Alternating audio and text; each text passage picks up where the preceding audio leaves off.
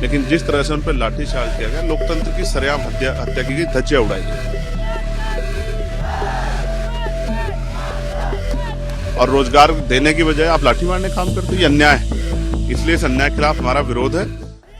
SSC परीक्षा में प्रशासनिक और तकनीकी गड़बड़ी के खिलाफ देश भर में परीक्षार्थियों ने प्रदर्शन किया। दिल्ली के जंतर मंतर, लखनऊ, पटना और जयपुर में छात्रों ने प्रदर्शन करते हुए पारदर्शी परीक्षा प्रणाली की मांग की। इस मामले पर राहुल गांधी और सांसद चंद्रशेखर ने भी सरकार पर निशाना साधा। इस दौरान राहुल गांधी ने चुनाव आयोग पर भी निशाना साधा। इसी को लेकर अभ्यर्थियों की बहुत सारी मांगे, और वो मांगे लगातार वो तमाम तरह के रास्तों से कर रहे हैं। ज्ञापन देते हैं, आवाज उठाते हैं। एसएससी के चेयरमैन से मिलना चाहते थे, कल वो आए, बहुत सारे गुरुजन आए, लेकिन जिस तरह से उन पर लाठीचार्ज किया गया, लोकतंत्र की सरेआम हत्या की गई, धज्जियां उड़ाई गई। कल जो मैंने उन पर लाठीचार्ज देखा तो मैं गया, लेकिन जिस थाने में पहुंचा जहां खबर आ रही थी वहां वो लोग नहीं थे। मुझे पीड़ा है, मैंने कल ही एसएससी चेयरमैन को पत्र लिखा था कि उन अभ्यर्थियों की सारी मांगे पूरी होनी चाहिए। आप सेंटर लगा देते हो बहुत दूर, एक दिन पहले पेपर कैंसिल कर देते हो, सिलेबस आउट ऑफ सिलेबस जो है पेपर आ रहा है, तो स्टाफ सिलेक्शन कमीशन को अपने बारे में सोचना चाहिए। बच्चों की जो मांग है वो जायज है, उनकी मांगे पूरी होनी चाहिए।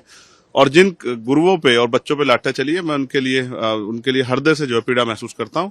सरकार को या पुलिस को इस तरह कदम नहीं उठाने चाहिए। यही बच्चे हैं जो कल देश का, प्रदेश का भविष्य बनेंगे। इनको पीट के क्या साबित करना चाहते? मैं पुनः केंद्रीय शिक्षा मंत्री जी से, आदरणीय प्रधानमंत्री जी से और हमारे एसएससी के चेयरमैन से ये मांग करता हूं कि वो उन अभ्यर्थियों की पीड़ा को सुने और इसमें सुधार करे, जिससे एसएससी के बच्चे जो पीड़ा महसूस कर रहे हैं उनकी वो पीड़ा दूर हो और वो मजबूती से जो है अपनी तैयारी करें। क्योंकि देश में बेरोजगार नौजवानों की संख्या ज्यादा है। उनके माँ बाप से पूछे वो किस तरह की पीड़ा महसूस करते हैं। सरकार को क्या आइडिया है? एसएससी के कुर्सी पर बैठे अधिकारी को क्या पता है कि गांव में खेती किसानी करने वालों किस तरह पेट काट काट के अपने बच्चों को पढ़ाते हैं, और रोजगार देने की बजाय आप लाठी मारने काम करते हैं, ये अन्याय है। इसलिए इस अन्याय के खिलाफ हमारा विरोध है। चोरी हो रही है और अब हमारे पास ओपन एंड शट प्रूफ है कि इलेक्शन कमीशन वोट चोरी में इन्वॉल्व है। और मैं लाइटली नहीं बोल रहा हूं, मैं 100% प्रूफ के साथ बोल रहा हूं, ठीक है।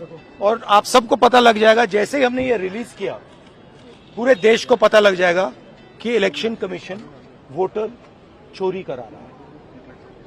किसके लिए करा रहा है? किसके लिए करा रहा है? बीजेपी के लिए करा रहा है। ओपन एंड शट है, नो क्वेश्चन। हमें